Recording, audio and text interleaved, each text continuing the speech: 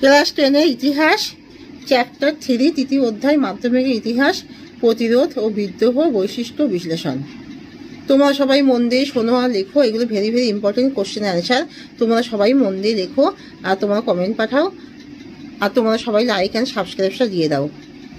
প্রথমবার চুয়ার বিদ্রোহে নেতৃত্ব দিয়েছিলেন দুর্জন সিংহ। প্রথমবার চুয়ার বিদ্রোহে নেতৃত্ব দিয়েছিলেন দুর্জন সিংহ। দামিনী কোহ শব্দের অর্থ কি? পাহাড়ের প্রান্তদেশ। ওয়াহাবি আন্দোলনের সমসাময়িক বাংলায় তিতুমিরের নেতৃত্বে যে আন্দোলন হয়েছিল তার নাম কি? তারিকা ই মোহাম্মদিয়া। সাঁওতাল বিদ্রোহ হয়েছিল 1855 খ্রিস্টাব্দে। ধরতি আবার শব্দের অর্থ হলো পৃথিবীর ঈশ্বর। বারাসাত বিদ্রোহের নেতা ছিলেন তিতুমির। খুদকাঠি প্রথা প্রচলিত ছিল কোন সমাজে? মুন্ডা বিদ্রোহের সূচনা হয় 1899 খ্রিস্টাব্দে। হুল শব্দের অর্থ কি? হুল শব্দের অর্থ বিদ্রোহ। সাঁওতাল বিদ্রোহ কি নামে পরিচিত? হুল। দামিনী কোহতে বসবাস করত কারা? সাঁওতালরা। রংপুর বিদ্রোহের নেতা ছিলেন নুরুল উদ্দিন। দন্তান্ন হস্য রয় হস্য ল হস্য রয় রয় হস্য দন্তান্ন। চুয়ার বিদ্রোহের নেতা ছিলেন দুর্জন সিং। দ্বিতীয় অরণ্য আইন কবে পাশ হয়? 1878-এ। 1878 খ্রিস্টাব্দে অরণ্য আইনে অরণ্যকে কয় ভাগে ভাগ করা হয়?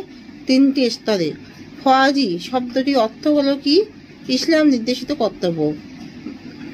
বাংলায় ফরাজি আন্দোলন শুরু হয় 1819 খ্রিস্টাব্দে। নীল কমিশন গঠিত হয় 1860-এ। দার উল হারব শব্দটির অর্থ কি? শত্রুর দেশ। মুন্ডা বিদ্রোহ কি নামে পরিচিত? বিশ্বা মুন্ডা। দার উল হারব দিকু।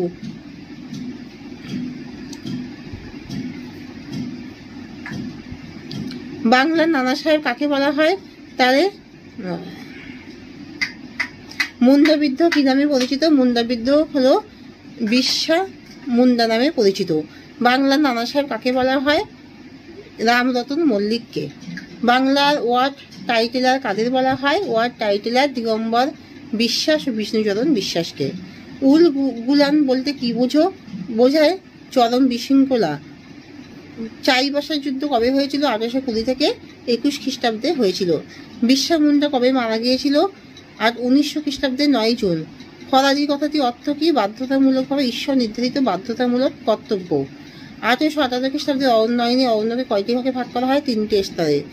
সুই মুন্ডা কোন বিদ্রোহের নেতৃত্ব দেন? কোল বিদ্রোহ। হিন্দু প্যাট্রিয়ট পত্রিকার সম্পাদক কে ছিলেন?